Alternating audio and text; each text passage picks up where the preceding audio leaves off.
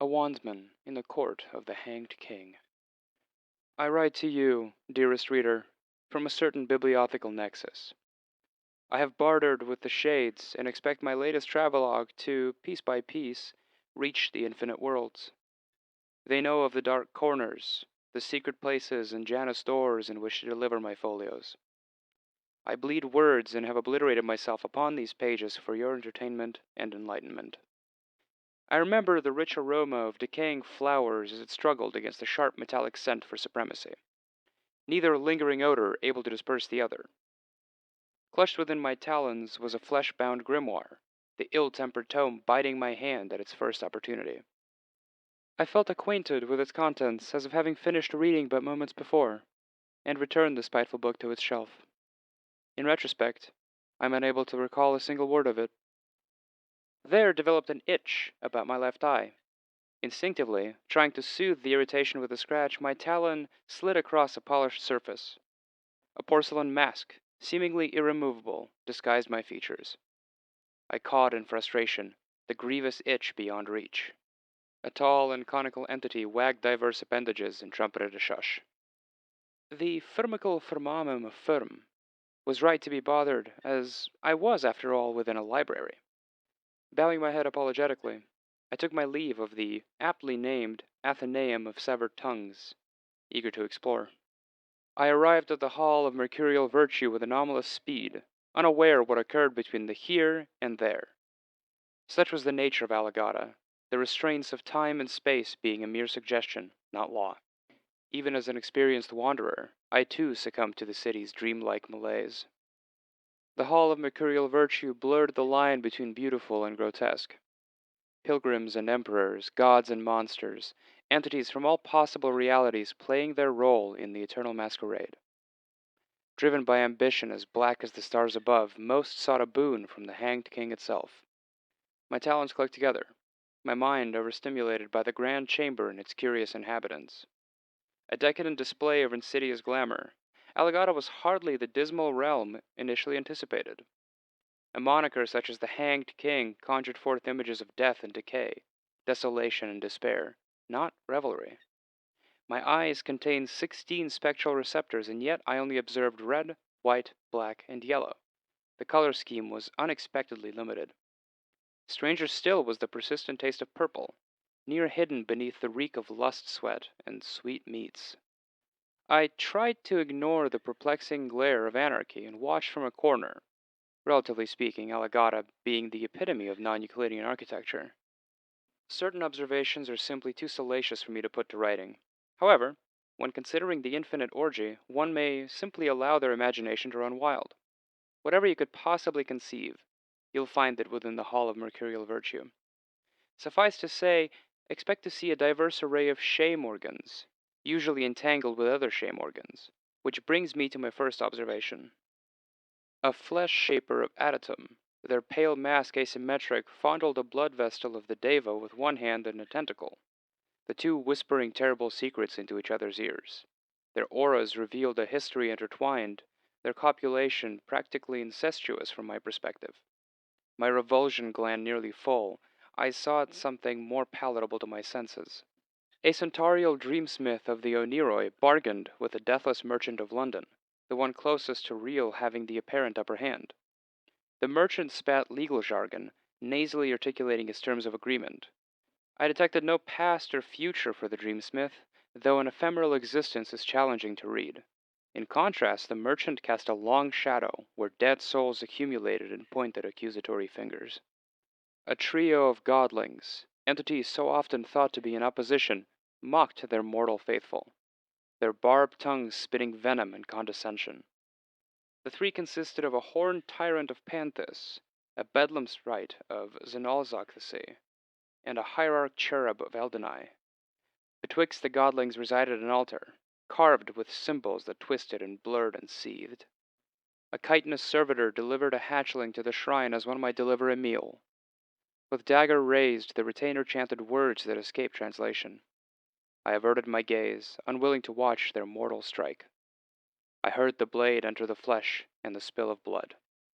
The servant removed the ghastly corpse and surrendered a curtsy before vanishing in a blink. Dinner had been served, and the cultivars appeared satisfied, feasting upon not the victim, but rather the symbolism of the atrocity. Symbols, I remind myself, have power to such creatures. Casting my eyes skyward, I beheld the legendary masked lords of Alagadda. The White Lord, wearer of the Diligent Mask, a porcelain guise with eyes narrow, the mouth little more than a flat line. The Yellow Lord, wearer of the Odious Mask, a porcelain guise with brow furrowed, the lips curled into a hateful sneer. The Red Lord, wearer of the Mirthful Mask, a porcelain guise with eyes wide and manic, a smile carved from cheek to cheek. I saw no sign of the Black Lord, wearer of the Anguished Mask. This came as no surprise. They were supposedly exiled to some forgotten backwater of a dimension. It is written that the cause had been political in nature, the specifics unknown. It is hard to imagine the court intrigue of a place such as this. My feathers raised with a sudden shudder. Dread began its coil, transforming the music of my dual hearts to dissonance. A stranger, lithe and sable, made their opulent entrance, accompanied by a coterie of harlequin sycophants and paper guards. They wore no mask, their faceless visage an aberration among the masquerade. My hope grew dim in the presence of the ambassador of Alagadda. The title was a misnomer, the designation unable to encompass the totality of their power and prestige. The ambassador of Alagadda was the voice of the hanged king, their will made manifest, and to whom even the masked lords bowed their marionette heads. I chose the better part of valor and made a casual retreat. The palace was a labyrinth, bereft of rhyme or reason. Drunk were the gods of physics, above and below without meaning, twisted by the pandemonium city. I encountered myself several times, always located at some unapproachable location, iterations of my past and future self. My attire was red, yellow, white, black, and utterly garish. I, apparently having more concern with the enforcement of Alagaddan fashion than the entanglement of time. And then, a burgeoning terror, an unseen threat closing fast. There existed a void where a memory should have been, unaware my arrival. Naked in my ignorance, I shivered as the chill gloom embraced me. The wind took pity and sung its sorrow song. As it diminished, it whispered unto me a warning. In here there is a tragedy. I beheld Alagadda's shadow, an amalgamation of rust, rot, and misery. A dead city at the end of all things. Wandering its empty streets, I stepped over tattered banners and broken glass. Dust gave chase, granted life through my careless meanderings. The palace had come to ruin, its once splendid gates torn from their hinges. The hall of mercurial virtue was lifeless, a tomb for want and vanity. In the room's center was a gaping hole. No, not simply a hole. More of an infected wound. A viscous ichor gushed from the aperture, an amber-colored substance imbued with the sick scent of failed creation. I entered the wound, crawling into the bowels of Alagadda. I know not what overcame me, never intending to come this far. Was I to play this role from the beginning? From where I now reside, I can look back and see the puppet strings. I remember only little of my descent, just the singular desire to find what hid beneath. I was a scholar, an explorer, and would play my part well. The broken rules of time and space again summoned me elsewhere. A windowless room of humble stone, cloaked in a layer of sepia fog, and bereft the opulence so common to Alagadda. I sensed no name among its shrouded corridors. Sickly vapors slithered around me, saturated with the scent of ripened books. At the far wall was a descending spiral staircase, its steps crude and uneven. Comparatively primitive to the city above, or below. I couldn't know. And still, to the boredom of my readers, I advanced, facing the banality of more stairs.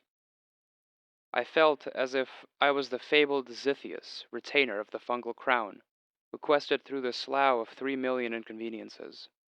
One step, then another, all fairly straightforward. As I neared the bottom, I began to hear whispers, spoken in a tongue that I couldn't understand. Cliché? If this was a work of fiction, perhaps, but know that chaos words represent the universal warning for having ventured too far. Please consult otherworld laws and universal constants to learn more. One step, then another.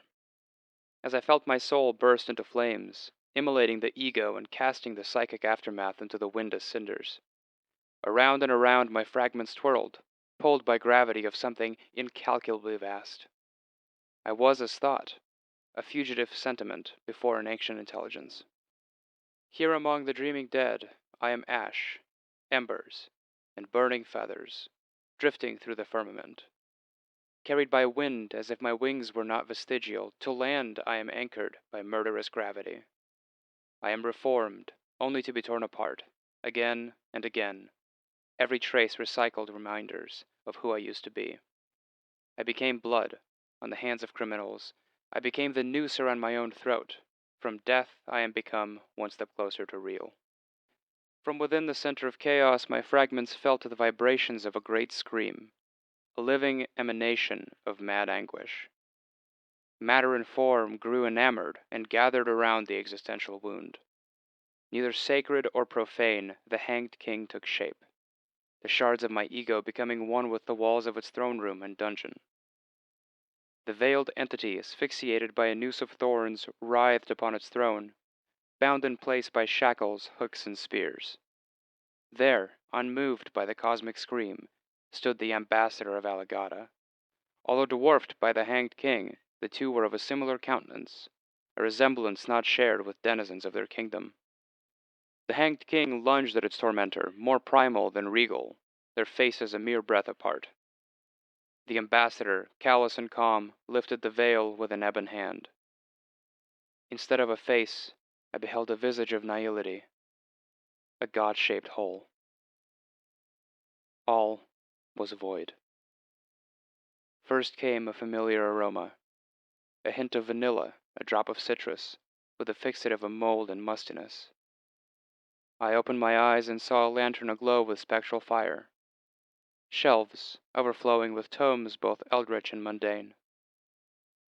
I dipped a finger into a clay jar to my left, swirling the contents within. Satisfied, I withdrew a now ink-soaked paw, placed it upon a scroll of parchment, and began to transcribe my experience from memory. Written by Icus the Wayward, Wandsman of Colmanus, walker of the astral plane, sailor of the celestial sea, and spelunker of the dimensional depths.